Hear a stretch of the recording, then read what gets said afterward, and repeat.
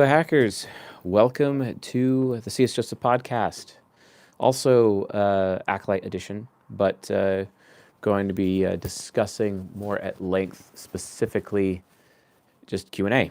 The amount of Acolyte questions that we've been getting is, well, it's quite large. It's freaking huge, actually. What's up, Jordan? So, and also, we recently updated a lot of Acolyte videos inside of the Acolyte membership area in our membership at csjoseph.life/portal for the Acolyte members, and it's getting really cluttered in there. So we just decided, all right, yeah, there's nothing wrong with us like creating a stream and doing video responses through these questions directly with the stream. Some of these streams may be public, some of them may actually be private. So we're just making some adjustments with how we're approaching the Acolytes because there's just a lot of questions. Like an insane amount of questions. So we are trying to make sure that we are keeping up with all of those questions and making those streams available to the Acolyte members. This particular stream will be made publicly available, but future streams are likely not going to be, and we might do it every now and then to remind the people that we do this, but for the most part, this is just kind of a one-off Q&A based on questions that Acolyte members are actually asking. So just throwing that out there so that people understand how this stream actually works. So yeah, also got my trusty new lighter, so we'll see how it goes. Oh yeah, it's a freaking torch, man. Oh yeah.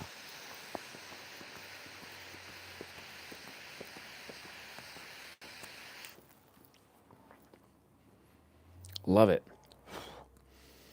So much better than my other torch. Holy smokes. I love it. And the flavor is exquisite. So. Oh, Simran, that was a live only. It will not be reposted. That being said, if you would like to potentially have limited access to it, open a ticket and see what happens. Who knows? Ka-chow. All right, so we have a crap ton of questions, so we're going to get through it.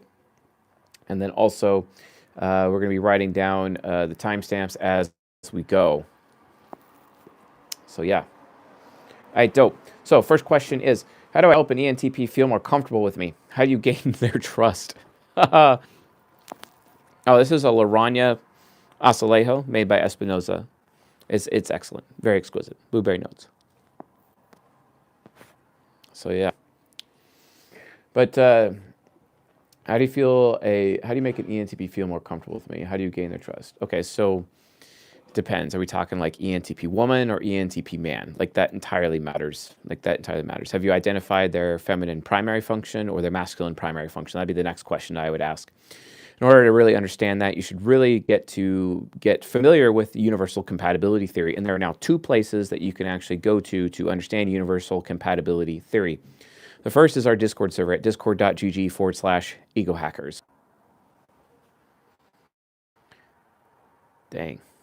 I don't know why. What's wrong with the stream? Like it's kind of stream's a little unstable. Oh, looks like we're going to get a warning. Yes, hello. It's offline. Oh, okay, cool. It came back, just apparently the router must be unstable or something. I have no idea. Okay. Our router doesn't like very many devices on it. If it happens again, I'll just take this device right off the local router. Like there's no point. Like this thing can stream as is without being on the local Wi-Fi anyway, so who cares? So yeah. Anyway, understand universal compatibility theory, and obviously Cutting Edge, November 2023, which is the newest Cutting Edge episode we actually released in the Journeyman members at csjoseph.life/members. You can become a Journeyman member to watch that Cutting Edge podcast episode, where we actually introduce universal compatibility theory, which has just fundamentally transformed the science as we know it. The thing is that in order to be effective at universal compatibility theory, you have to know their type accurately, and you have to know their octogram, which is extremely difficult. But we are going to be releasing resources in the near future to update the companion guide to help you all with universal compatibility theory. So yeah.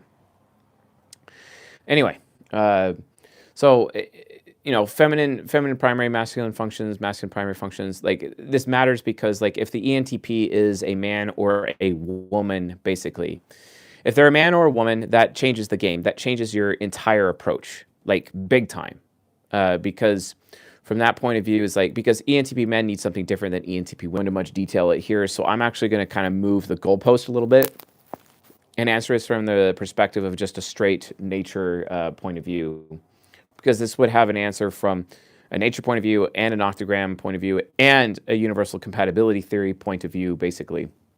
But how do you help an ENTP get more comfortable with them? Well, first things first, you have, orbit, axis, and reflection.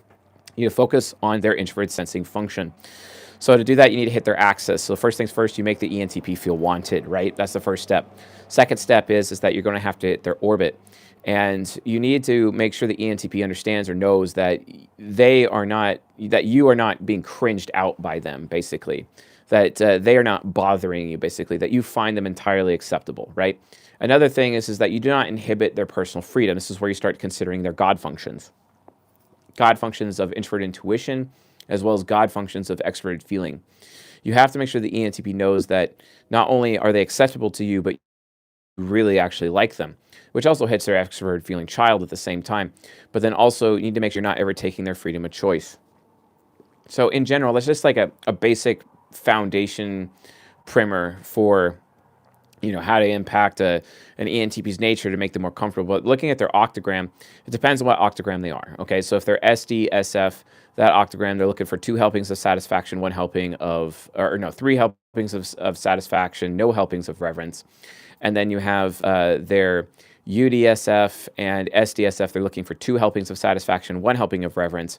And then you have the UDUF ENTP, which is 2 helpings of reverence and 1 helping of satisfaction origin. So obviously from an octagram perspective, you need to go out of your way to make sure you are as satisfying as possible to the ENTP and showing them consistent respect. That way both of their cognitive origins are handled regardless of their octagram variant. And that's the quickest way to ensure that you're in good with the ENTP at that point in time. Let me give you some examples of what dissatisfaction looks like. If you're a woman and you're in a relationship with an ENTP man and you allow yourself to get fat, you are not satisfying. Okay, if like letting your body go, that's a no-go. Letting your hair go, that's a no-go. Like all those physical things, like very much matter to an ENTP. Why do you think their golden pair or their pedagogue relationship, their highest sexual compatibility is extroverted sensing inferior? Where those people are afraid of failure, they're afraid of being fat, they're afraid of being ugly. You see what I'm saying?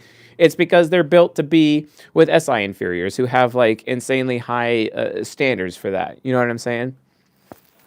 And that's where that comes from. That's where that comes from entirely. Like, so like extroverted sensing inferior women, you're gonna have to like, handle that. An extroverted sensing inferior men, you always have that male burden of performance. You need to make sure that you're meeting their needs, emotions, desires, and problems consistently. That ENTPs have. ENTPs oftentimes have this pride complex where they try to solve their own problems. And the reason why they try to solve their own problems is because they don't trust you to solve their problems. Oh shit. That thing that, men should like be careful with, Don't let that happen. If your ENTP woman is trying to solve her own problems, you've basically failed as a man. Congratulations. You played yourself. So don't even do that.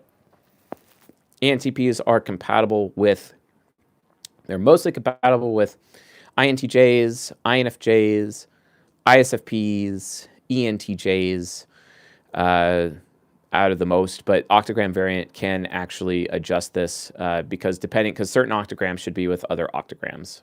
And depending on what their gender is, what their octagram is, what their type is, you can actually have an insanely highly compatible relationship even with your benefactor. So the benefactor relationship with the ENTP is an ENFJ. There's actually a huge chance for the ENFJ to actually work out. Very huge chance.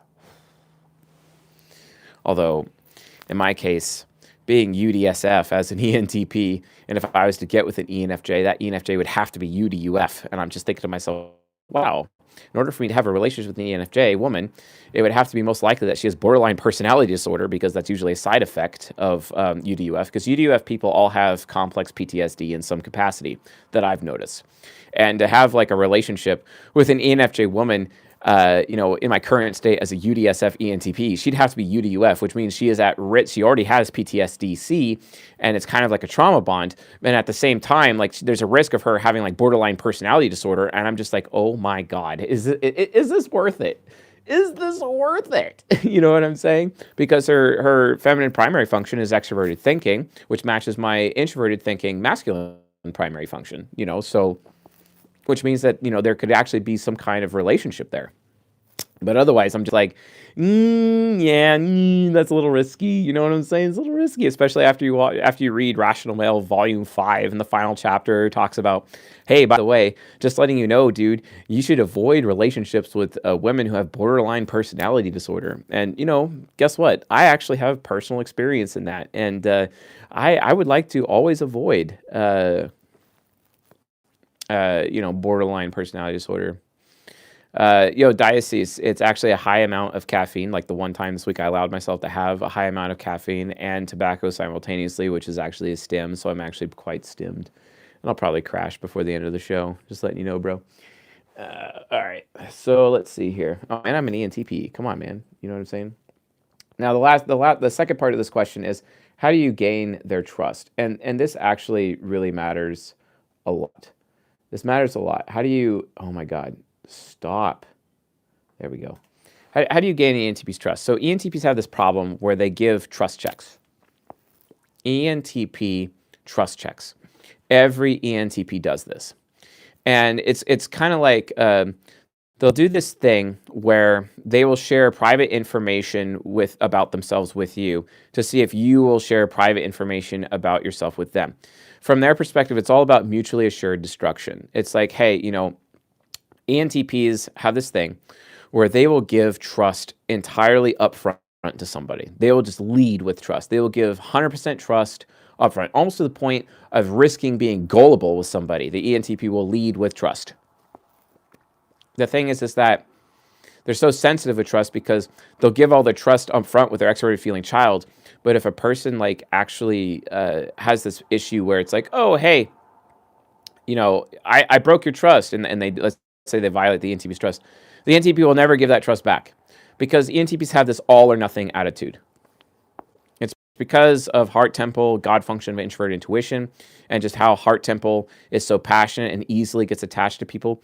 Heart temple, especially a UDSF ENTP like myself, because an SDSF ENTP has the seductive style of the coquette, for example, but the UDSF ENTP actually has the seductive style of the rake. Okay, so it's a little different, and understanding feminine primary functions versus masculine primary functions in ENTPs entirely matters because it actually changes their seductive style. In fact, it even changes how they have sex, actually. Like their kinks. It manages their kinks entirely. So anyway, the point is that if you want to get the ENTP's trust, you have to learn how to expose yourself to the ENTP entirely, to the point where they even they would actually have the opportunity to destroy your reputation, maybe even blackmail you. Who knows? But that's literally what it takes. You being at risk of being blackmailed or publicly shamed or embarrassed, that's what it takes to get the trust of an ENTP. And once, to keep the trust of an ENTP, and that's just how it works. So anyway, that definitely finishes that particular question. Let's actually move on to the next one. Awesome. Okay. So the next one is, how do relationships based on bonds differ from transactional relationships? Okay, so this is a soul temple question. It says cognitive origin of connection, also known as intimacy. So how do relationships based on bonds differ from transactional relationships? So what this basically means is that a transactional relationship is known as an attachment. Okay, it is transactional. Attachments, like you read that book called Attached, and I know I'm down on it all the time, but don't read that book Attached. Like attachment, that's your attachment style. Look, all attachment. I don't care your attachment style, but all attachment is wrong. All attachment style is wrong. I read that book Attached. It's funny, like one of my exes tried to get me to read that book, and I did read it, and I was entirely just unimpressed. I was just like, wow, like who cares? This is not going to work. So, and with that, I'm just like, Attachments are dumb because attachments are one-way street relationships where when you get attached to somebody, you're having someone drain. And that's why it's become transactional, where this other person is taking from you and you're giving to them and you're giving to them and giving to them. They're just taking and taking and taking, and they're not reciprocating.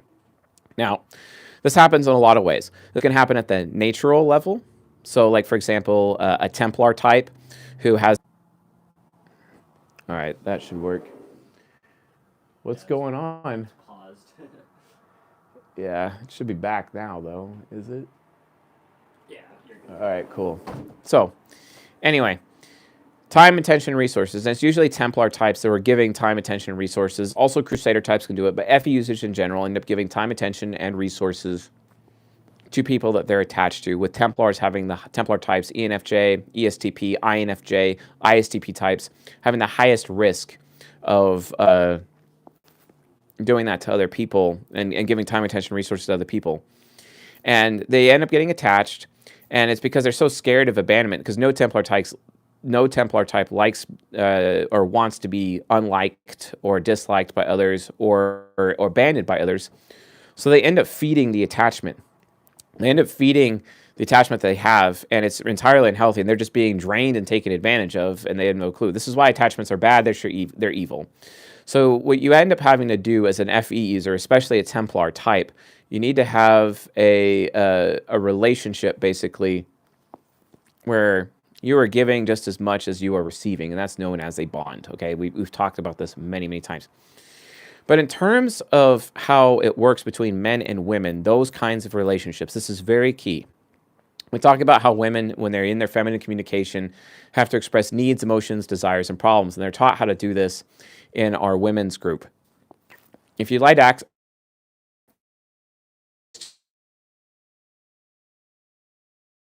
Ollie or Stephanie, which is spelled Stefani, just letting you guys know, and then join the women's group, and then once you're there, learn feminine communication, check the requirements channel, and just go through all the requirements, and you will learn feminine communication over time.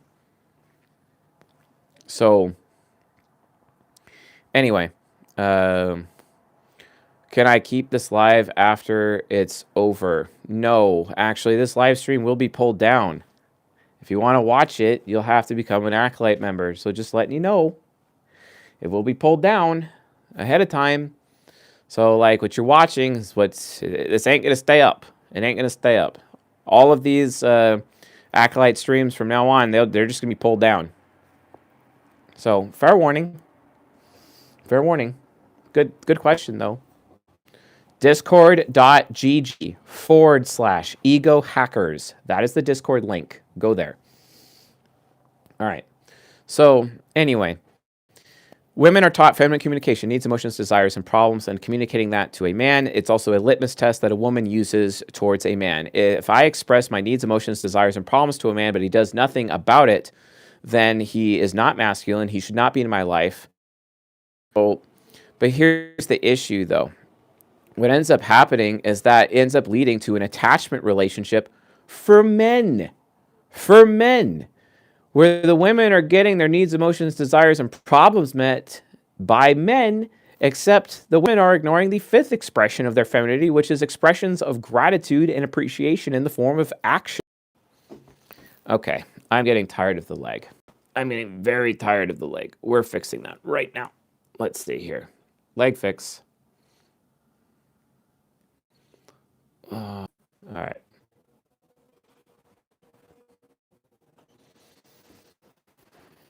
Back yet? Are we back? All right, we're back. Cool. Thank you. Twitch networks. It shouldn't happen again. This network has been, the network I'm on now has actually like been stable for like as long as I've been using it. So this should be going away. Anyway, the point is that men end up having this thing where they're being sucked dry by women because of attachment, basically. And if a woman doesn't know how to express her gratitude or appreciation, if she doesn't know how to reciprocate to the man, basically what ends up happening is the relationship falls apart because it's an attachment. It's not actually a bond. It's not a bond. So women have to learn how to express appreciation and gratitude. Like, this is a male litmus test. Here's the thing. If a man gives a woman It's hey, they go up to a woman and they give her time, attention, and resources, right? Like buying her a drink at the bar, okay? To prove her femininity, to risk contract is okay because this covert contract is expected between the masculine and the feminine. If the masculine gives a woman time, attention, and resources, she is obligated to reciprocate to him, to give him thanks, to give him gratitude, right? It's just kind of let's see. It might be interference from this. Let me see. I'm going to turn off that. Okay. So there's no interference.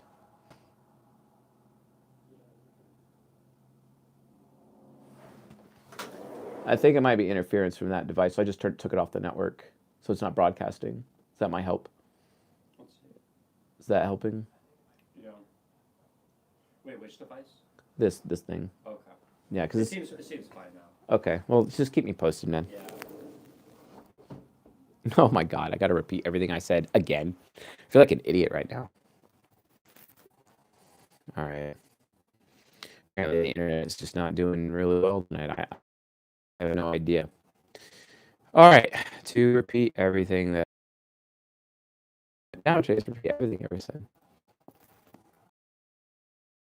Question is, how do relationships based on that women often drain men with transactional relationships? Okay, it's still lagging. Are you sure you're just not caught up, Kia? Like, come on. You guys sure about that? God damn. All right. Just posted it now, that's all. Yeah, on why basically. Yeah, I have no clue, man. This is rare. This is what happened. It has never happened before. Let me see.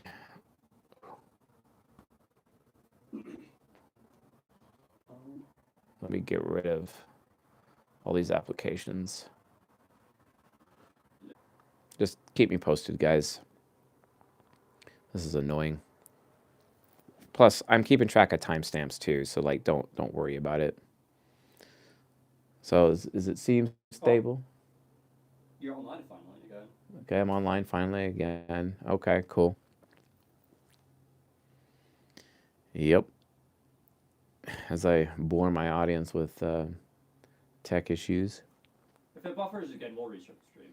Okay? Yeah. Okay, yeah, guys. So if we buffer one more time, then we're gonna just restart with a completely fresh stream on the landline and just continue right where we left off. It's just no big deal. Like, so give you guys a heads up on that. So yeah. Okay. Anyway. To get right back where I was, one more time. Hopefully it doesn't disconnect again. But just please, guys, just let me know right in the chat if you're having issues. Just state it. Okay. All right. So anyway, the point I'm trying to make is that men have this litmus test towards women to see if whether or not the women are going to have transactional relationships with them. So that transactional relationship is based on whether or not a man who gives time and attention and resources, if the woman will honor those time, attention, and resources that he gives her. She's obligated to prove her femininity, basically. And by doing so, she has to reciprocate to the man. She is required to reciprocate gratitude and appreciation to the man who's giving her time, attention, and resources. That could be as something as small as buying her a drink at the bar. She is required to reciprocate. So what a woman has to do, because she should know, the mature feminine should teach her the requirement of honoring this covert contract, basically. She has to reject the man right off the bat and inhibit him from even having the opportunity to give time and attention and resources to her ahead of time. If she doesn't do that, she's basically what we call a shit woman. She's a shit woman at that point. Oh, no. Okay, cool. I'm not getting trolled right now.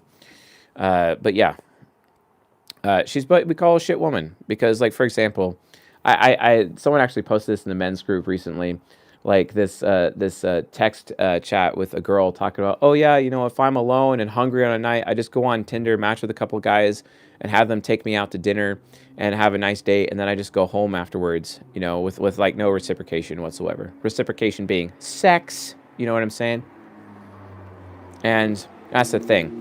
So you as a woman, especially if like you're not a virgin, you need to make sure that you just, when a man gives you time, attention, and resources, that you just shut it down if you're not actually intending to reciprocate. If you have no intention to reciprocate, don't take from a man. Otherwise, you're a shit woman, basically. And you'll end up getting that reputation, and men will know. And then eventually, you're destroying your reputation. It's going to be a huge problem. And you're basically acting like a pump and dump, basically. But this is an example of a transactional relationship instead of an actual bond. If you're a woman, you're not interested in forming a real bond with a man, don't take anything from men. Don't take any time, attention, or resources. That's just the reality of the situation. Because again, you are obligated to give gratitude and appreciation as the fifth expression of femininity. Because, like, for example, if you're just taking from a man, you're actually not being a woman. You're not even being feminine. You're just being entitled. You're being a narcissist, essentially. So stop being a narcissist and let it go. Like don't even be a narcissist. So it's a big deal. So anyway, okay. Oh yeah. So yeah, right now, guys, we're doing this course promotion right now. It's called How to Type Yourself, where you learn how to type people using the type grid and all of my techniques for type grid, including I'm even going to be touching on visual typing and giving some examples of that, as well as how to type people with their octagram, which is absolutely critical. That is critical. And in the masterclass, we're probably also going to be talking a little bit about UCT, which is also very important. And because we're going to be given a little bit of social engineering information. We may even actually put UCT in the course, actually, because it's just that important. And the masterclass is basically a very large Q&A session where you get on a call with me. Basically, it'll be hosted on our Discord, a private Discord call. We'll be streaming it privately, and you could show me photos of people or profiles, like social media profiles, and we'll psychoanalyze those profiles together, basically, or psychoanalyze maybe even members of your family, etc., to see what type they are and why, or do guided tours through Ucha, basically during the stream, and we'll try to pack as many people as we can within a 2-hour period. We might even go overtime outside of that 2-hour period just to make sure that everybody, is trying to get as much out of it as they can so they can learn as much. And then that way there's enough stored examples of proper psychoanalysis within this masterclass so that you all can utilize that as a standard with which you can behave from a psychoanalysis perspective. So how do you guys get in on the pre-order of this course? It's howtotypeyourself.com. Go to howtotypeyourself.com. howtotypeyourself.com, and then get the course, basically. And then after you buy it, the next page will try to attempt to sell you the masterclass, and so on and so forth. Get it now, because the pre-order pricing, it's very good, but the price is going to go way up. I believe it's going to double. I believe the price will actually double. That's like a big deal. So get the pre-order in now. It should be going live in a couple of weeks, and then you guys can enjoy the course. And the masterclass should be about 4 weeks after the course releases, while everyone understands the concepts in the course and gets practice, so that we can get the absolute best out of the masterclass. So that's howtotypeyourself.com. Check that out. It's really important. Howtotypeyourself.com. Get in on that course. It's probably going to be the most important course that we ever offer, other than Ego Hacking Your Fear, because howtotypeyourself.com, How to Type Yourself as a course, it's just going to be teaching the fundamentals plus some of the intermediate and the advanced level techniques of like typing, like basically what goes through my mind when I'm looking at somebody, and it's all super quick. Because, like, let's be honest, I'm basically the rain bolt of psychoanalysis, essentially. You guys have seen me live on the street typing people in seconds, okay? And the reason I'm able to do that, I'm literally, like Rain Bolt, doing that with how he does GeoGuessr in that game. So if you want to actually learn those techniques, you're going to want to get this course. So yeah, howtotypeyourself.com. All right, so let's see here, 32 minutes and 25 seconds, and let's get that in here. 32:25. Oh my God, no. someone asked a good question. Oh, they asked a good question. Thank Um, God. I thought you were telling me I was it buffering was, again. does reciprocation always mean sex? And people like that question. No, no, reciprocation does not always mean sex. But if you're in a situation where you're going on a date with a man and you're like a non-virgin woman, like honestly, I mean, you have a choice to not give it up on the first night and not be like a same night lay, only if you're absolutely sure, like, perhaps that, this guy's not going to pump and dump you. But like what we teach the men in the men's group, this is very important. What we teach in the men's group is that thou shalt not have sex with a woman unless you plan on taking a bullet for her, or unless you plan on keeping her, basically. So we teach our men, in terms of their masculine idealism, if you're going to have sex with a woman, you should always at least have commitment on the table until such time she acts in a way where you as a man have full rights to put her in the sex-only category. Because men have two categories for women. Two categories, and those two categories are sex-only category or commitment category. And if you find out that this woman that you're seeing or whatever is behaving in such a way where she's moved into the sex-only category, it's basically your responsibility as a man to just kind of let her know that. You know what I'm saying? That's basically that's proper masculinity, because it's known as managed polygyny. Unmanaged polygyny, polygyny being the sexual strategy of men. If you're pumping and dumping women, you're a shit man. It's that simple, right? You're a shit woman if you're taking time, attention, and resources from men without reciprocation. But you are a shit man if you are pumping and dumping women. Like, seriously. So you have to understand is that, like, okay, you're going into like a date, for example, with the intention of having something that's more than just a pump and dump, right? And that is, okay, commitment is on the table. You have that on the table. But if the woman acts in such a way where you can't commit to her, but there's a chance that she's still down with like having sex with you or whatever, it just be like, okay, yeah, sure, we could smash and whatnot, but guess what? You're in the sex only category. And like, you'll be surprised, because honestly, like, the women that you tell that to, like 8 out of 10 of them, like I've noticed, are totally okay with being in the sex only category. It's so weird. It's weird, but it's a fact. Like it's a thing.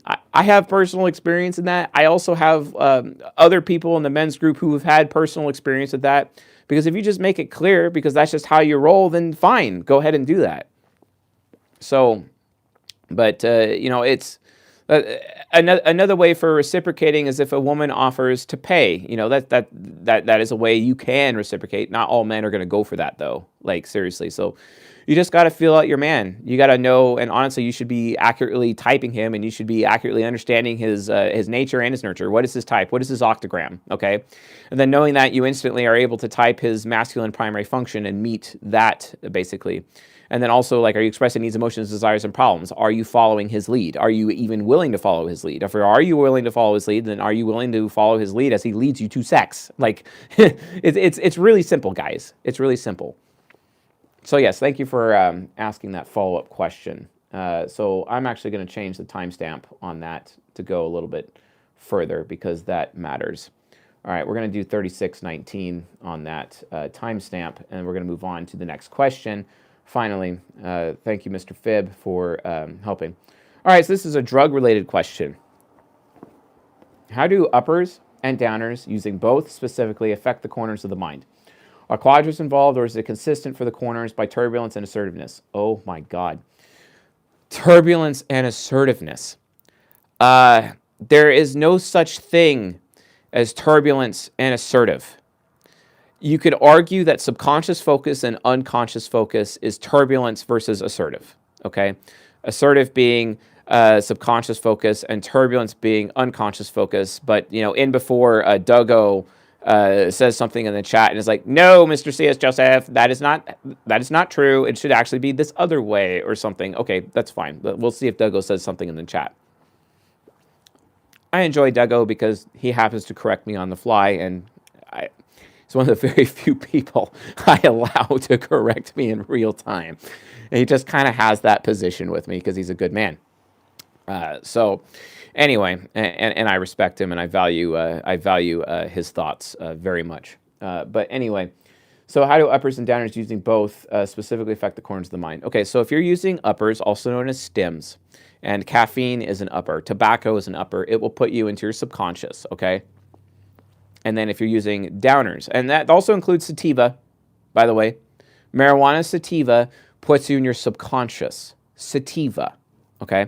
Indica, however, because it puts you in the couch, right? Well, you didn't get enough, Toa, you did not get enough tobacco. Clearly, you have not enjoyed a fine cigar, okay? That's easy, okay?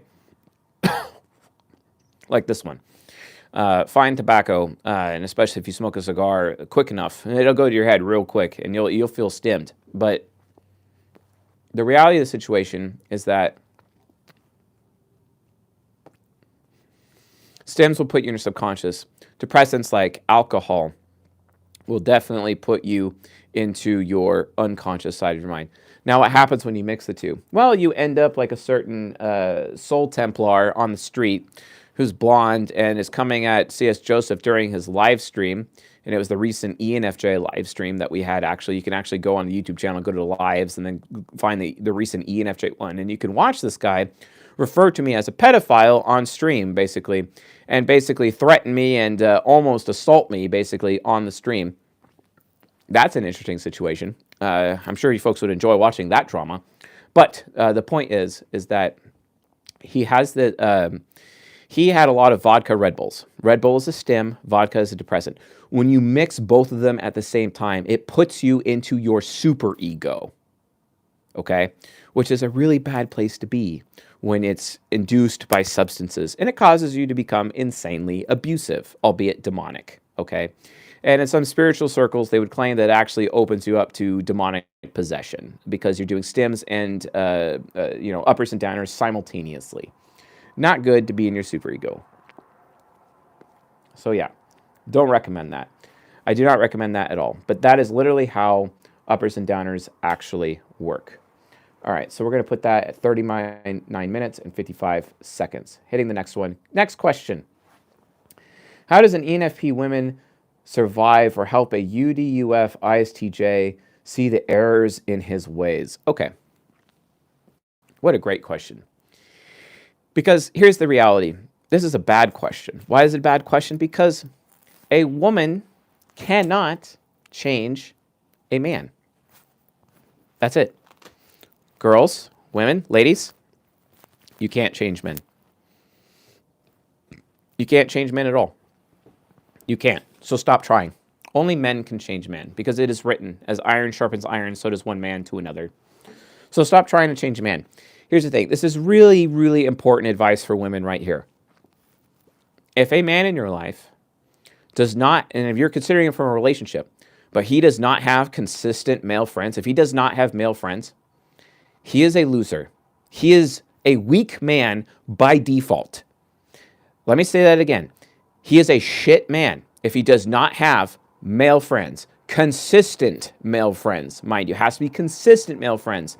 If he does not have consistent male friends, he is a shit man. You should not be in a relationship with him at all. Why? Because he'll shirk his male burden of performance. He'll be nothing but a weak disappointment to you as a woman. You should avoid him at all costs. This is heavily talked about in the playlist Season 31 on this YouTube channel and on the podcast.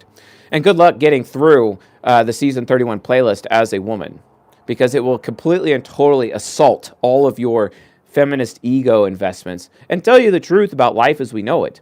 But hopefully you can actually handle that. But most women can't handle that, and they end up just going on to Reddit and talking about how much of a sexist asshole C.S. Joseph is, instead of actually taking the truth and the lessons from Season 31, also known as Jungian sexuality, and actually considering for a moment that what I'm saying is actually fundamentally true.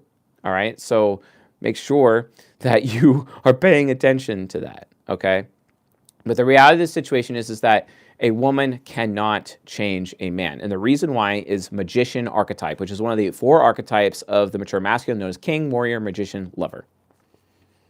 If you'd like to learn more about king, warrior, magician, lover, according to Jungian analytical psychology, I recommend you watch the Season 13 playlist, which goes in deep on King, Warrior, Magician, Lover for men, as well as Queen, Mother, Matron, Lover for women.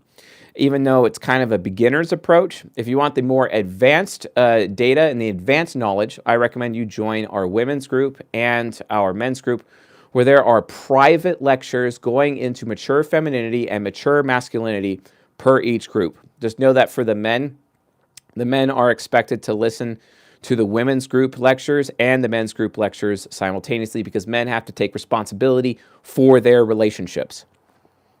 And these groups, they're basically part of our nonprofit, where we're basically rehabilitating men into their masculinity and rehabilitating women into their femininity, basically. If you want to be more of a feminine woman, join the women's group, also known as the Cartel.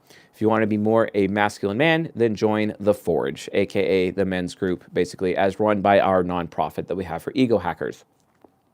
To get access to them, go to discord.gg/ego hackers, get into the Discord, get into the groups, go into the requirements channel, do all of the requirements. You will get educated as quickly as possible. And then you can either commiserate with your fellow men and women, or actually utilize them as resources to solve problems in your guys' relationships. It's absolutely important. All right, Diasis, I'm glad you talked about having male friends. But here's the problem. You're an ESTP, bro. And ESTP and INFJ men consistently have this problem where they only have friends with men who are beneath them instead of men who are above them. So this actually can end up causing you to actually not grow, because as you're trying to be the alpha running your wolf pack, basically, they're all men who are technically lesser than you. You need to be in someone else's wolf pack, and where you can learn from them so that you can continue to sharpen yourself and become a better man yourself, right? And it's always ESTP men and INFJ men who end up in this endless cycle. So sorry, bro, to call you out, man, but I don't know if that's necessarily how you live your life, but I'm just saying that statistically, that's usually what happens to ESTPs and INFJ men specifically when it comes to their friends, bro. So just make sure that if you're having male friends, that some of your male friends are better than you, smarter than you, more capable than you are, more free than you are, okay? Instead of because most ESTP and INFJ men end up feeling insecure around those men, and they end up stunting their own growth just out of insecurity, which is ridiculous. You know what I'm saying? You can't do that. You can't do that. You need to surround yourselves with men who are better than you so that you can perform, so you can be a better man. Why? Well, because men care about inequality. Women care about equality, because women care about equality amongst other women.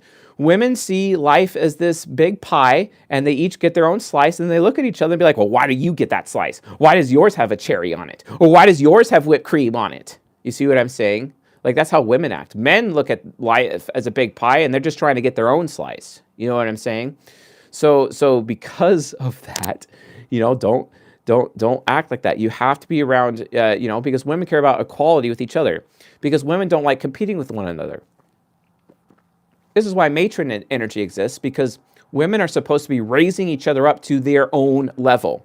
A woman should look at another woman and see weaknesses in that woman, and then teach her how to fill those holes. But guess what? The woman that's perceiving the weaknesses in the other woman, guess what? That woman also has weaknesses, so the other woman that she's helping fill in those holes of weakness should be helping her fill her own holes of weakness. And then they raise each other's value together, okay? This is how matron energy works. It teaches women to be more affiliative instead of pragmatic and compete with each other. Proper, mature feminine behavior is elimination of competition, okay? Whereas with men, it's the opposite. It's increasing competition, like, what you see in Fight Club, the movie, okay? Increasing competition, because men are all about inequality. Men care about making other men better than them. Men care about making their children better than them. Men care about making other people better than them. Men are all about inequality, okay? But for some reason, there needs to be equality from the genders. That's literally just feminism, allowing women to project their need for equality onto men and holding men to the standard of equality, which ends up reducing the value of those men and actually destroys male masculinity. Yes, fill each other's holes. Do it. So, seriously, guys, that's a thing. Realize the mistakes that you're making. in that. All right. So the bottom line is, how does an ENFP woman survive, help a UDUF ISTJ see the errors in his ways? I'm not even going to bother answer that question because the answer is she doesn't. She does not. Another man does. And how would another man do that? Well, help the ISTJ become subconscious focus. Why? By finding his dilemma function, even though Fib doesn't like me using the term dilemma function, but it's like we're just going to call it dilemma function for now until we call it something else, which is basically whichever function is in cognitive reflection with his masculine primary function. If he's a UDUF ISTJ, that basically means his introverted intuition demon is his masculine primary function, which would mean his introverted sensing hero is basically what we're calling the dilemma function, which is really just the opposite cognitive reflection function in the battleground of Titans, basically. If you want to learn more about that, become a journeyman member at csjoseph.life/members and watch the season 18 videos on cognitive reflection, okay, and explains all of this. Season 18, also known as cognitive mechanics, okay? It's cognitive mechanics, okay? That's where it comes from. That's what you should be doing, okay?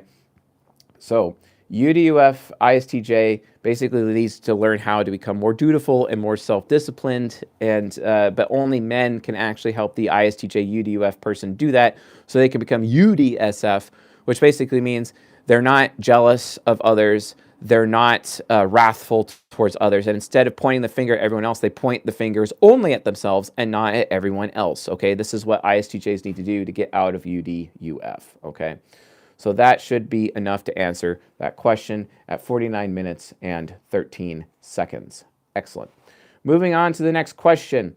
How does an INTP cope with chronic anxiety, right? Well, where is that chronic anxiety coming from? Oh, that's right. It's coming from two places. One, it's coming from their extroverted feeling inferior, and people not liking them, or they're afraid of people not liking them. Or it's coming from their feminine primary function or their masculine primary function needs not being met. That's it. That's all it is. So how do they cope with it? Well, make sure that those functions' needs are being met. Do that. If you want to learn more about taking responsibility for meeting your own needs and why you should probably watch the Season 6 playlist on this channel. The playlists that are watched the least on this YouTube channel, which, however, they are the most valuable playlists for personal growth, as well as a fundamental understanding of gender dynamics, is Seasons 4, 6, 13, and 31. Pay attention to those playlists so that you don't end up having a problem, okay? This is absolutely critical. Do that, okay? Make sure you're watching those playlists, okay? Otherwise, how do INTPs from a natural perspective in general cope with chronic anxiety? I don't know, become their own source of self-acceptance. And this is actually talked about heavily and deeply. It's csjoseph.life/members in the Journeyman membership, specifically the lecture about the demon function, basically all the demon functions, and is the FI demon function. It's in the premium lectures section. Find the specific semen, yes. Find the specific semen that talk about the demon function. No, the season. Find the specific season that talks about the demon function, right? And then as a result of that, you'll get the answer that you need, and like how to become your own source of self-acceptance. That is the answer to that question at 51 minutes and 18 seconds. Awesome. Moving on to next question. All right. How should an ISTP approach his need for acceptance? Okay.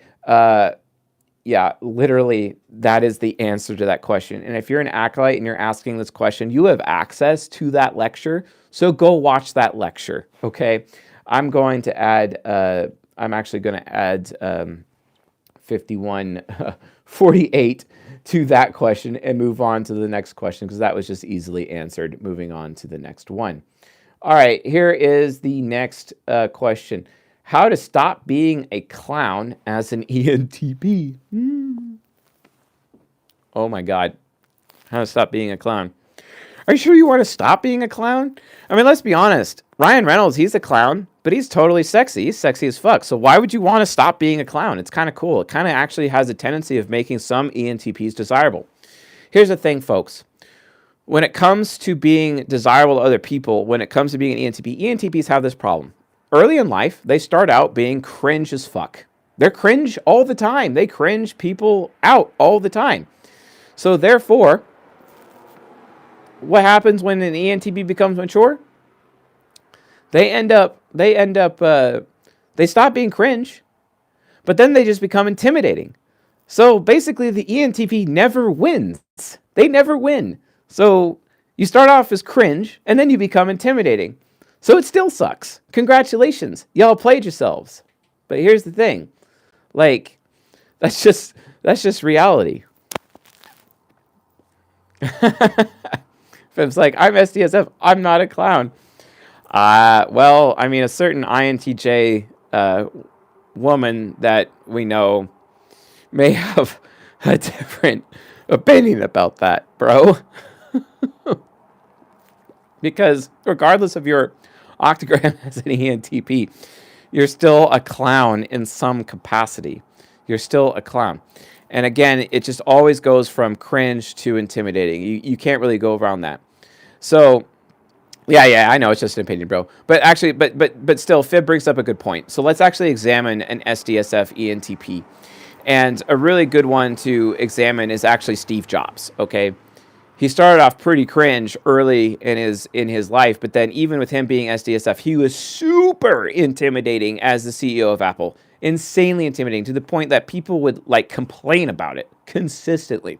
Talking about what it's like to actually work with Steve Jobs and how intimidating he was all the time, even as an SDSF ENTP.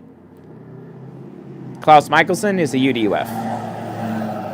Klaus Michelson is a UDUF ENTP as a fictional character, and then slowly becomes UDSF as part of his character arc within the show The Originals. The Originals is available for watching on Netflix. I highly recommend it. You can also actually watch Klaus Michelson being introduced as a villain first in the show, the prequel show Vampire Diaries, until I think it's like season 3, episode 40, or season 4, episode 40, where Vampire Diaries moves into the Originals spin-off series, and then you can continue watching about Klaus from there. No, he's not an ENTJ.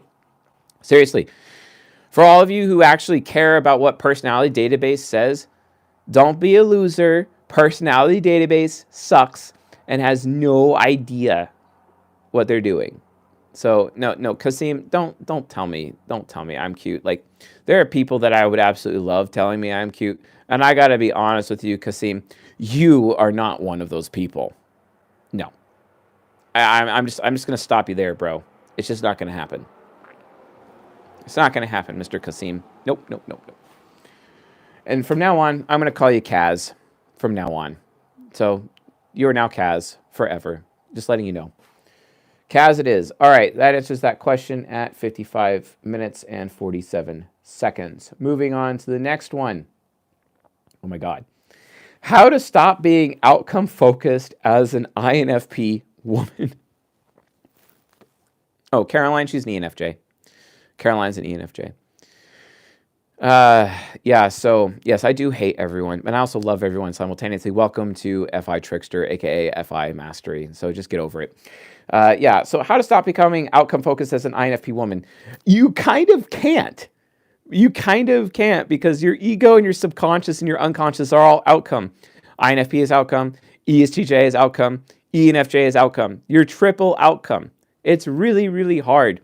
And this is why INFP women have a really, really hard time expressing their feminine properly, because they don't even realize just how entitled to outcomes they are towards men.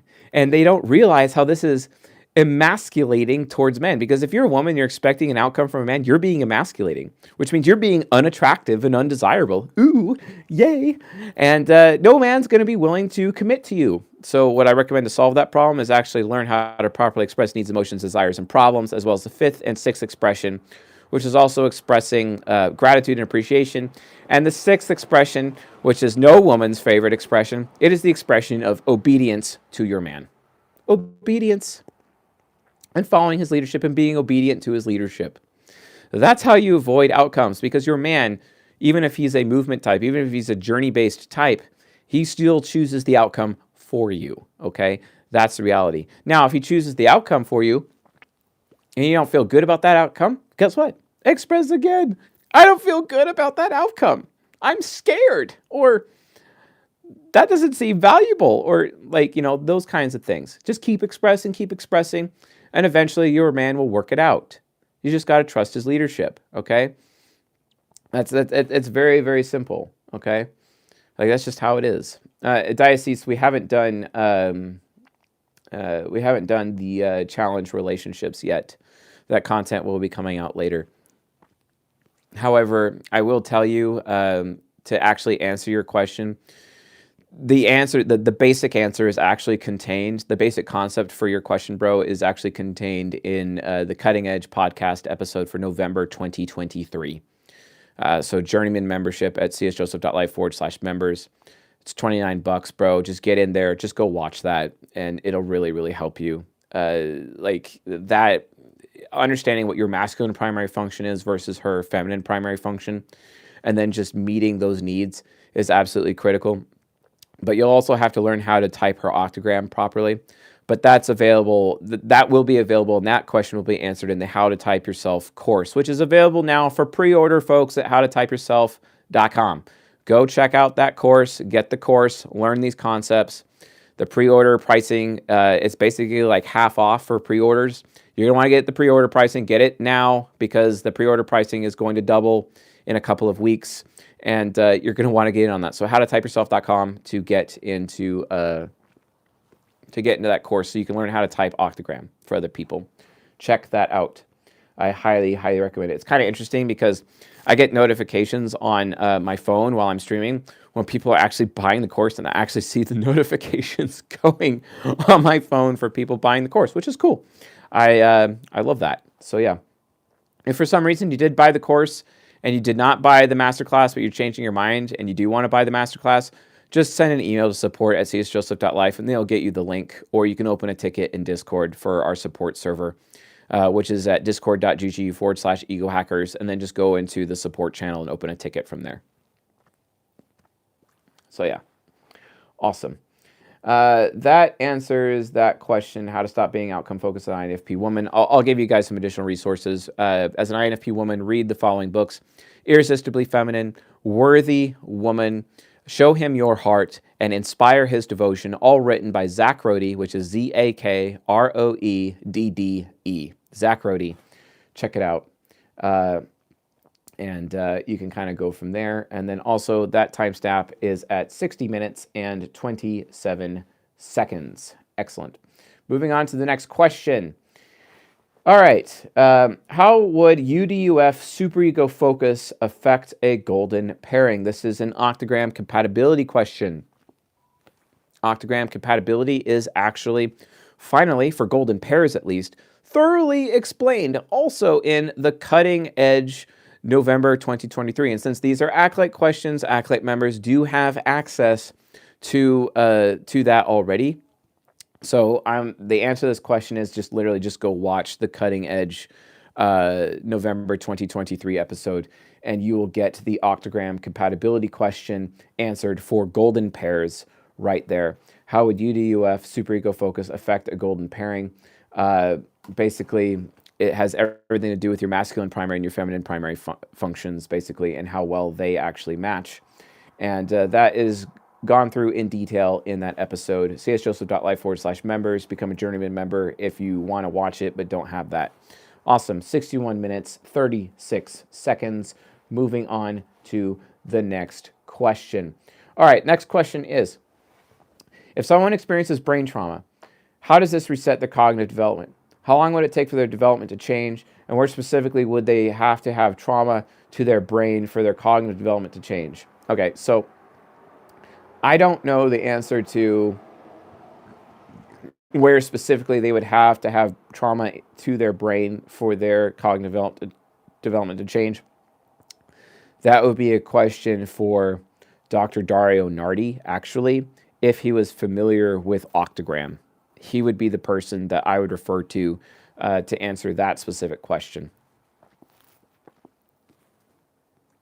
I don't know. I don't know that. However, there are other questions I do know, which is how long, well, not really. How long would it take for the development to change? It really, like, the brain just needs time to heal. It's just going to take as long as it takes, basically. However, the first rendition, if someone experiences brain trauma, how does this reset the cognitive development? Very good question. I actually have a very close friend of mine. He just had brain surgery. I was trying to get him on the show. He actually agreed to be on the show. Very awesome fellow. He's an ESTP. His name is Adrian. But when I first met him and I first typed him, he was acting like an INTP. Seriously, he was acting like an INTP. And oh my goodness. And people that had known him from the past, and they would describe his behavior to me, he was an unconscious developed ESTP, but he was hyper into his extroverted feeling, like hardcore, after his brain surgery. So he actually turned out to be like reset and after his brain surgery, and he ended up being an SDSF octogram as an ESTP, when he was actually considered by many around him, based on the stories that they would tell me about him and how he behaved before his brain surgery from a third-party perspective. These people claim that he was unconscious developed. So the bottom line is that it does happen. I don't exactly know how it happens. I just know that it does happen, right? Well, I actually talked about uppers and downers in a previous question early in the stream, bro, and you're bringing up marijuana, and I actually talk about that there. So that's just kind of where it's at. So make sure you guys do that. All right, so I am going to mark that question done because I answered it to the best of my ability. 64 minutes and 26 seconds. Awesome. Moving on to the next question. Let's see how many we can get through tonight. All right, next question. If you're with your golden pair, are you able to bypass mastering your unconscious by utilizing their strengths and focusing on the subconscious and superego? Technically, yes. On paper, yes. If you're ignoring, for example, if you're ignoring octogram and looking at just basic cognitive functions from a golden pair to golden pair, yeah, sure. Yes, technically, but that's not always the case. Now, there was a live stream called How Golden Pair Relationships Work that was available recently. It was also posted to the Acolyte membership section today. It's actually available today. You can go watch it today, okay? It's in the Acolyte membership, or you can find it on the YouTube channel in the live streams. If you can't find it in the YouTube and live streams, it's because it was unlisted, okay, and it probably was. But the answer to that, in terms of how golden pair relationships work, you would have to refer to that in order to answer this question halfway. The other half of the answer to this question is, once again, contained in the Cutting Edge November 2023 episode. Okay, so just I'm referring you to other information so you can watch that. Get into the membership, csjoseph.life/members, and $29 a month to get access to all of that content behind that area of the paywall to that end. 66 minutes for the answer to that question. Moving on to the next one, okay? Because there's a lot of questions, folks, so I'm not going to be able to go into detail when I have other questions to answer, and the questions are already contained. The answers to the questions are already contained in existing content. Go watch it. All right, awesome. Next question. I am a 21-year-old subconscious-focused ENTP man. How can I be more attractive to the women I approach? I often fall into nice guy syndrome. I don't know if there's any way to become shadow focused. You mentioned they are more attractive to women. Nope, that's false. I may have said that in the past, but that's entirely false. This is actually an area that I would retract that previous statement. I no longer believe that. Again, Cutting Edge, November 2023, would contain the answer to this question, because how can I be more attractive to the women I approach? You want to basically find out what their feminine primary function is and meet the needs of that function. Now think about it this way. Women are expressing needs, emotions, desires, and problems. Needs, emotions, desires, and problems represent what we always talk about: input, process, output, feedback. If a woman's needs aren't being met, and every feminine primary function is an extroverted function, so it needs something extra. It's like a container. It's like a receptacle that has a need that needs to be fulfilled. It needs to be satisfied by a man. And I'm kind of projecting myself when I say that because I'm cognitive origin of satisfaction. But you guys catch my drift. Every single person has every cognitive origin anyway. It's just which ones are more primary versus which ones are more secondary. So the reality of the situation is every man still has the responsibility of providing satisfaction in some capacity to a woman that he's in a sexual relationship with, especially. So the point is that the primary need a woman has is for her feminine primary as well as her feminine secondary functions being met by a man. Now, if those needs are not being met by a man, what's going to happen? It's going to cause her to have feelings about it. And then she's going to have to express her feelings. Zach Rody talks about in his books, Zakroedde, Irresistibly Feminine, Worthy Woman, Show Him Your Heart, and Inspires Devotion. In his books, as well as his other book, Don't Let Her Lead, which is specific to men. And I recommend men read all 5, or as women, just read the 4 female books, basically. But because Zach Rody figured out that women have far more of a problem than men do, actually. Because masculine idealism, there's no shortage of masculine idealism in the world. And I'm quoting Stephanie, the leader of the women's group, in saying that. But if a woman's primary function is not being met, if her secondary function as well is not being met, she's going to have feelings about it. And Zach Rody teaches how men need to anticipate a woman's feelings. Now, if a man is meeting her needs up front, she's not going to end up having those feelings because he's anticipating her needs ahead of time. And then guess what happens? Then she's not going to have, because here's the thing. If her need is not being met with those 2 functions, then she's going to have feelings. And then she's going to express those feelings. And those feelings are going to have to be met. But if those feelings are going to be met, it's going to leave something to be desired. Yay! It's going to leave something to be desired, okay? And so when that desire actually happens, it then becomes the man's responsibility to meet those desires. But if those desires are not met, guess what's going to happen? It's going to create a problem that the man is going to have to solve. So there's 4 levels of expression. And if your woman is getting to the 4 levels of expression, all the way down from needs, emotions, desires, and problems, you're probably failing as a man. You're probably a shit man at that point. Don't be a shit man. No shit men allowed. Seriously, no shit men. And it's so funny because we just posted today, actually, the Warrior Part 1 presentation to the men's group that we did in the Forge for the men's group. And it's literally titled No Shit Men, right? Don't be a shit man. Anticipate your woman's needs. Understand what her feminine primary function is, her feminine secondary function is. Meet those needs ahead of time. Anticipate those needs, okay? Lead her and lead in such a way with your masculine idealism so that you are meeting those needs ahead of time. So she doesn't have to have feelings. So there's nothing left to be desired. And so it doesn't become a problem. And if you absolutely don't solve the problem, guess what? You're a shit man. You're not masculine. You're a boy. You're a loser. A big loser. So don't do it. Okay? Don't do it. Just don't.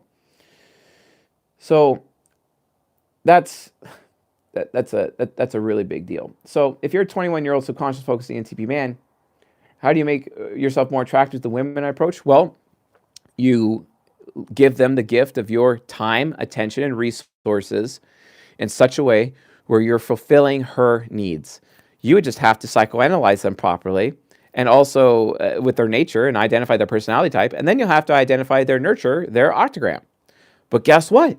We have a course coming out that helps you do that at howtotypeyourself.com, which is available for pre-order right now. Go to howtotypeyourself.com, get the freaking course, and get educated on how you can type them, their personality type accurately and their octogram accurately so that you can actually easily deduce what their feminine primary and feminine secondary functions actually are, because the man that meets those with his time, attention, and resources, his gifts to his woman, that makes him the most attractive to her. The difference is, hopefully she's not a shit woman who just takes your time, attention, and resources away from you, which I talk about at length earlier within the context of this stream itself. So you'll want to watch the beginning of the stream as well to get the answer to that question. So get How to Type Yourself, the course at howtotypeyourself.com. Okay, step 1. Step 2, watch the November Cutting Edge episode for 2023. And then step 3 is watch this entire stream, especially towards the beginning, especially where it's really lagging out or whatever, and then get the answer to that question. And you have all the tools that you need to solve this problem, to make yourself as attractive as you can as an ENTP man. Oh, wait, it's the same process and approach for like all men. It's not hard.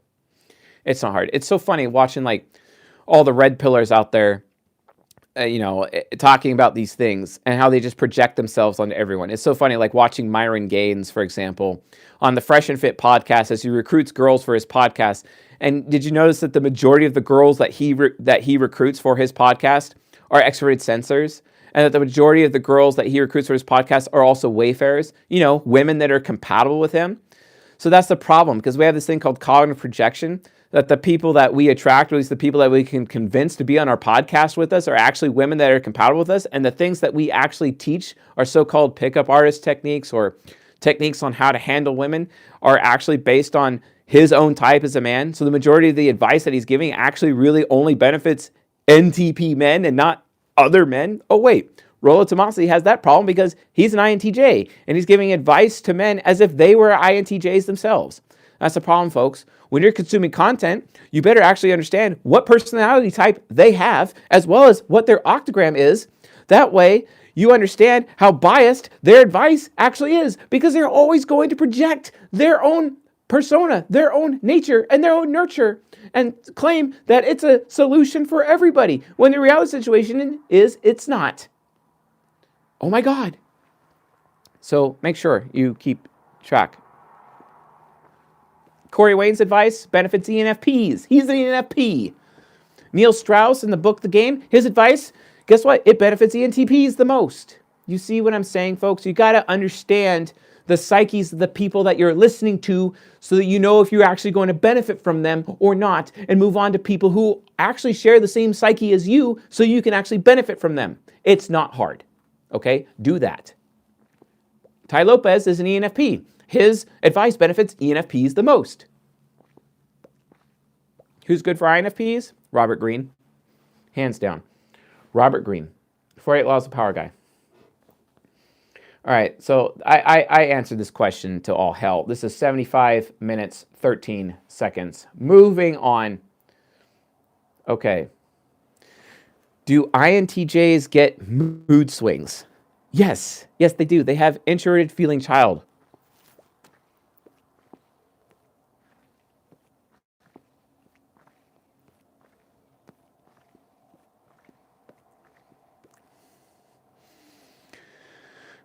Trying to save this cigar. It's not working out so well.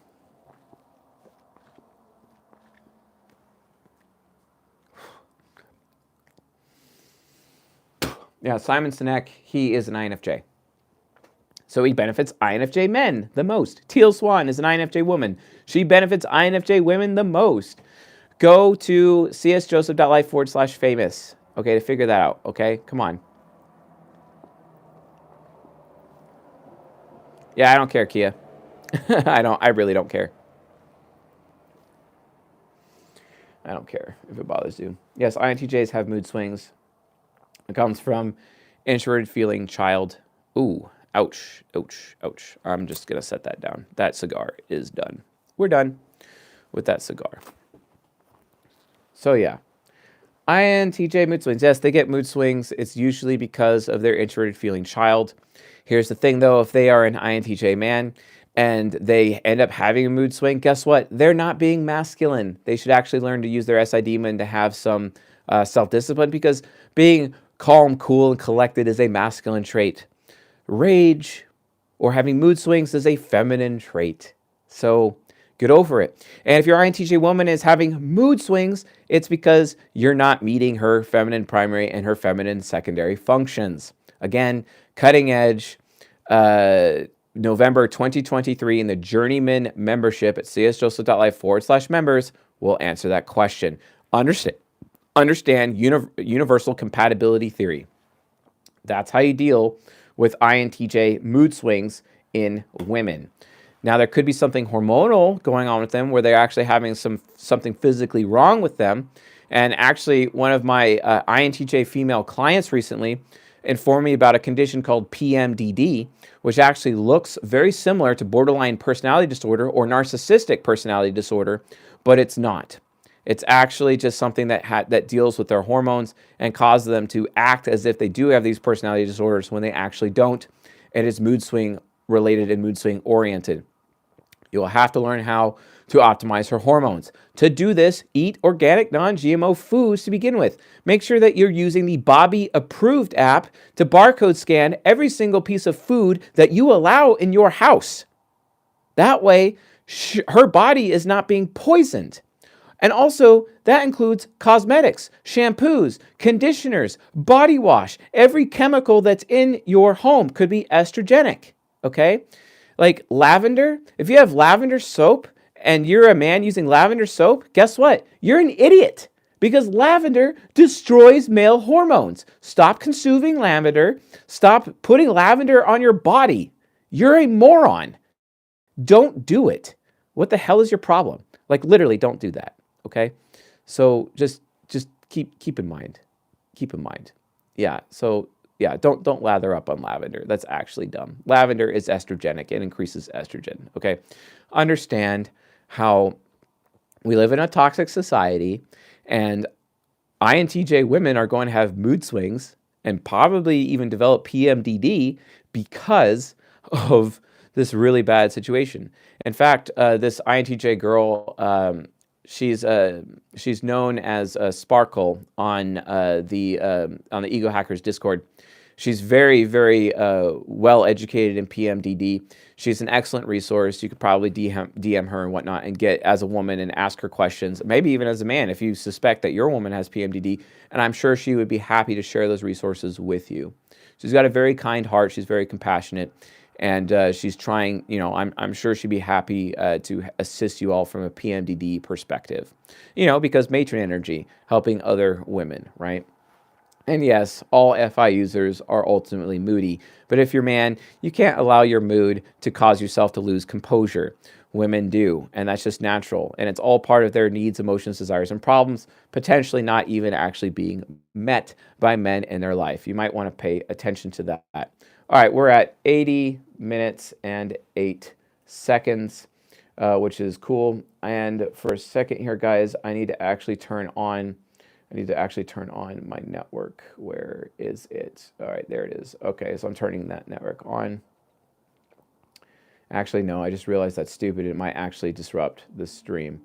So we don't need to disrupt that stream. Okay. All right, cool. So the next question. Here's the next question. Next question is, it seems like I don't have a cognitive focus and I cognitive transition so much between different sides of my mind, I can't tell what my ego is. For example, when I'm with a ton of strangers and unfamiliar social situations, I go into FE mode and start acting like a high FE user to get me through them. Are there any good tips I can use to pinpoint which side of my mind is my ego? The problem is that this is a very complex question, and you have to consider octagram as well, because in the same way that you can transition to the other four sides of your mind, which are your ego, subconscious, unconscious, and superego, you can also transition into your octagram as well. However, when identifying your octagram, which we're going to be releasing the Octagram 3.0 and the How to Type Yourself course, which is available at howtotypeyourself.com right now for pre-order, and the price will double in just a couple weeks, probably about 2 weeks' time. It's going to double, so get your pre-orders in now while you still can. How to Type Yourself, it's a course. We're going to be discussing how to type yourself and others from a type grid perspective, as well as the Octagram. You can use the Octagram 3.0, which is explained within this course, so that you can identify your octagram. You can even use the octagram to verify your own type. You can, to verify what you're seeing within yourself from a type grid perspective, okay? And this is absolutely crucial because you'll actually see whether or not, your octagram is, exposing, okay, These are actually my deadly sins. These are actually my living virtues. This is my shadow pole. This is my aspiration pole. These are my 2 temple wheels. These are my cognitive origins. These are my primary ones, etc. This is what I identify with. This is my octagram. And that proves that I'm one of these 2 types, because each temple dyad has the same temple wheels. And then you could actually figure out and eliminate 14 of the 16 types on the type grid just from an octagram perspective. And then from there, find out from other people if you're more extroverted or more introverted. They'll tell you, and then you can be like, okay, I'm actually the introverted one of this dyad pair, or I'm the extroverted version of this dyad pair, etc. What's up, Sonny boy? Yo. So anyway, the point is that the good tips that you can use to pinpoint which side of my mind is my ego, literally, you should just use the octagram to reverse engineer your type. That would be my answer to this complex question in the most simplest terms. And again, you can utilize the course as a resource to actually do that. All right, we are doing that at 83 minutes and 6 seconds for this particular one. 6 seconds, cool. All right. All right, so the next question is, what does a UDUF ISTP look like from demonic to angelic transition? This question is actually answered in the Ego Hacking Your Fear. It goes in deep on the demon versus angel approach. This is available at egohackingyourfear.com. I highly recommend you get that course. If you do purchase the masterclass at howtotypeyourself.com, which you get the course, then you get the opportunity to land on the sales page after you get the course to get the masterclass. If you get the masterclass, you'll be taken to the Ego Hacking Your Fear sales page, which has a huge sale on Ego Hacking Your Fear as a course to get the absolute best pricing for Ego Hacking Your Fear. Or you could pay full price if you want by going to egohackingyourfear.com and just getting the course if you don't want to get How to Type Yourself, etc. as that course as well. But the bottom line is that you can utilize that as a resource. Another resource that you could use is in the Journeyman members area, which specifically talks about the ISTP's demon function, which is FI demon, and explains how you can, what it looks like from a demonic to angelic transition there, which really comes down to getting at a level of self-acceptance, which is a little bit easier for ISTP UDOF men to do because their masculine primary function is actually introverted feeling demon, versus the UDOF ISTP woman, and her feminine primary function is actually extrovert intuition trickster, right? So that is that's basically how I would answer that question. Just utilize those other resources and you will get the answer that you need from there. And that is 85 minutes and 2 seconds, okay? All right, cool. Next question, which is the most annoying question, actually. It's the most annoying question that I have on the list here, which is, quote, key lessons from the Tate brothers for an INTJ, especially when looking to start their own business. Okay, first of all, I don't know why people assume that I consume Tate brother content. I really actually don't. So I'm not an expert on the Tate brothers by any way, shape, or form. I don't know. I don't know. But when it comes to looking for a person to start their own business, you could use my advice for starting a business, which is go to csjoseph.life/reading, scroll down and read all of the books that I've listed there, the Entrepreneurship 16, okay? Now, I don't like the book Traction in that list, but that book actually really helps FITE user entrepreneurs. And this is an INTJ question. They are an FITE user, so I would actually recommend that they read the book Traction. But there's 2 additional books that are not in the list, and that is 100M Offers by Alex Hormozy, which would be the 17th book, and the 18th book is The Linchpin by Russell Brunson specifically. So those are the Entrepreneurship 18, and hopefully if my team is listening, that we get those links with our Amazon affiliate links added to that page so we can have the 18 books actually listed there. So it's really important. Again, I'm not an expert on the Tate brothers. I don't really know much about the Tate brothers at all. So I cannot answer the question in the spirit it was asked other than just refer you to these other resources, which in my opinion are actually superior to what the Tate brothers would potentially be offering. So just keep that in mind. So that question is answered at 87:05. So 87 minutes and 5 seconds, which is awesome. All right, cool. The next question is, what can ESFJs do to be less critical and contemptuous to the people closest to them? Okay, what causes an ESFJ to be critical and contemptuous to begin with? Okay, and that is their extroverted sensing critic. So it's well, sure, Damien. I understand that the Tate brothers do that, but like the thing is that you can get a lot of copywriting things from reading Jim Edwards' book, Copywriting Secrets, which a lot of the Tate brothers utilize that as a resource, as well as the previous book in that chain of custody, which is the book Copy That Sells, which is not the correct title for that, but that's why I recommend people read in the Entrepreneurship 16, also known as the Entrepreneurship 18, Copywriting Secrets by Jim Edwards, because that's honestly the best you can get. And then just supplement that with ChatGPT and 4.0, and you're good to go from that as an additional to that question. So what can ESFJs do to be less critical and contemptuous? Okay, so literally understand that if you as an ESFJ see yourself as a top performer, you cannot project that onto other people and expect other people to be top performers as well. And if you're seeing other people and you're criticizing other people's performance, ask them for criticism towards you and find out if your performance could actually improve.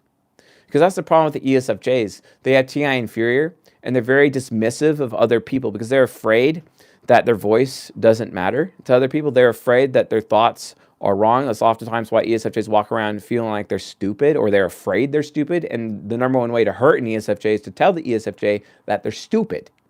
That's the number one way to hurt an ESFJ. Don't do it. It's like actually stupid of you to tell an ESFJ that they are stupid. But they're also very dismissive because they have extroverted thinking demon, which is in cognitive orbit of introverted thinking inferior. If you want to learn more about cognitive orbit and how it works, make sure you watch the season 18 playlist, Cognitive Mechanics, which is available in the Journeyman members area, okay? That being said, some of the Cognitive Orbit episodes may actually be freely available on YouTube in the season 18 playlist. So go check there first before you commit to buying the Journeyman membership at cjoseph.life/members. Because some Cognitive Mechanics episodes are being released publicly over time, and the Cognitive Orbit episodes may already actually be publicly available. So make sure you're checking the Season 18 playlist on the YouTube channel first and foremost to get that figured out. So you can see how Cognitive Orbit works. But extroverted thinking demon causes ESFJs to be dismissive of other people. They expect everyone else to listen to them, but they don't really listen to anybody.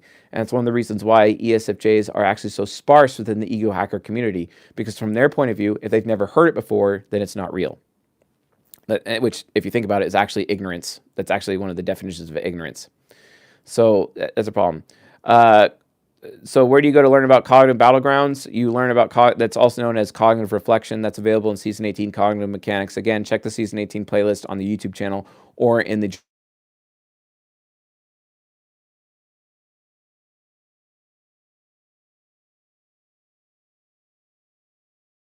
I need to inform her that I am on video.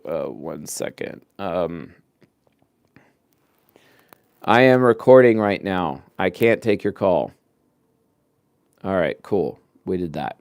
Great. And I'm going to set my thing to do not disturb. So yeah. Yeah.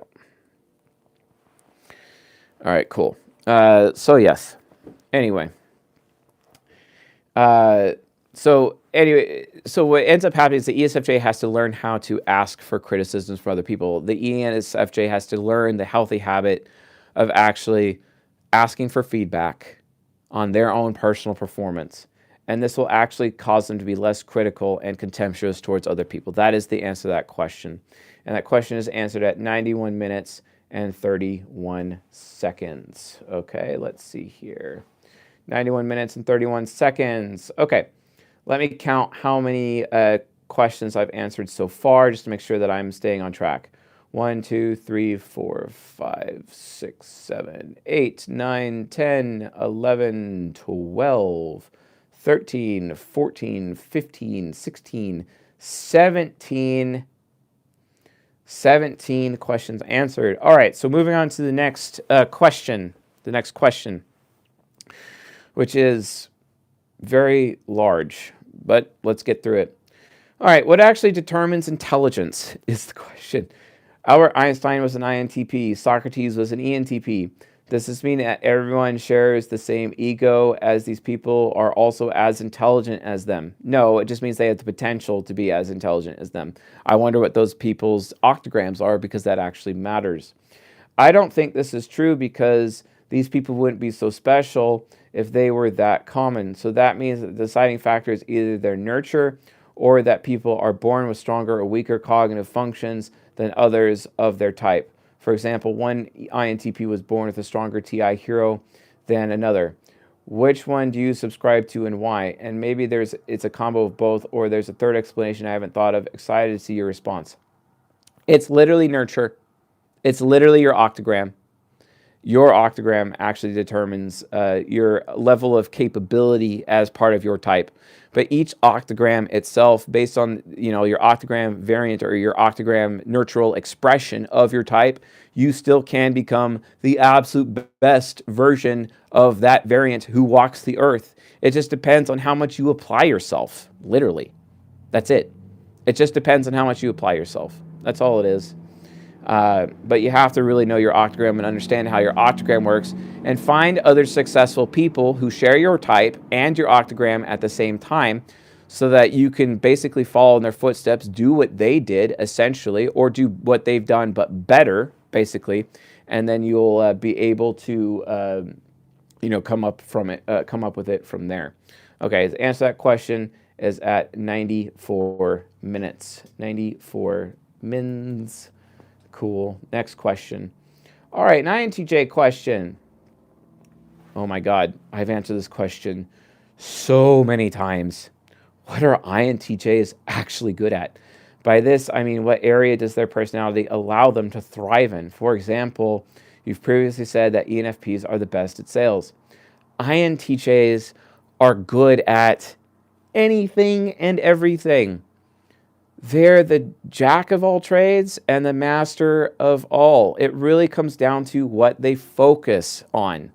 INTJ focus. Whatever interests the INTJ, and if they just stay focusing on what interests them and focus on that, for it is written, whatever your hands find to do, do it with all your might. And I hero focus. Just focus on that skill and you will master that skill. Read the book Mastery by Robert Greene to learn more from that and learn how to do that. It literally comes down to practice, all right? And Fib brings up a very good point. It is all about practice. That's why our house motto is no fun, more practice, okay? And today I've been practicing the helix, and I actually I'm getting double helix down pretty well for my butterfly knife skills, double helix, but I'm trying to learn infinite helix, which is extremely difficult, but I'm not giving up. But it comes down to practice. Now, if an INTJ stops practicing the skill, they're going to lose the skill. That's the difference. They can master any skill, but they have to keep practicing it forever in order to maintain their mastery. As soon as they stop practicing, they'll lose the skill. That's what it comes down to. So what are INTJs actually good at? The answer is literally everything, provided they apply themselves, they focus, and they also practice. 95 minutes and 48 seconds for this question. Moving on to the next one. What are some ways for extroverted feeling users to get high quality, honest feedback? Well, you're a TI user because you're an FE user, which means you have a tendency of being prideful or ignorant. What is the ignorance of TI? Making decisions based on relying on old, outdated information. Making decisions based on bad information, low quality information, right? Or making decisions based on preferred information, that which FITE users are afraid of the most, because that means you have an echo chamber in your head, basically, as an FE user. So what is the best way an FE user can get high quality, honest feedback? Well, you humble yourself enough to ask for it. But don't just ask for it from one particular source, a source that you're comfortable with. No.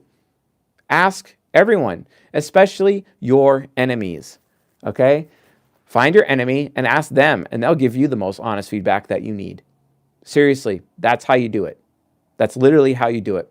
Find the person, if you're a TIFE user, find the person that you don't like the most and ask them. That's literally how you do it. That's how you do it. Oh, I'm on fire. Ka-chow. Anyway. All right, so, okay, let's see here. That is 97 minutes and 28 seconds. All right, next one. What are the primary traits or behaviors by which someone can distinguish a shadow-focused ENFP, INFJ versus their cognitive opposite? Shadow-focused? Okay, yeah, it's easy. Are they outwardly wrathful? Do they point the finger at everybody else? That's literally it. Do they point the finger at everyone else and blame other people, or do they blame themselves first?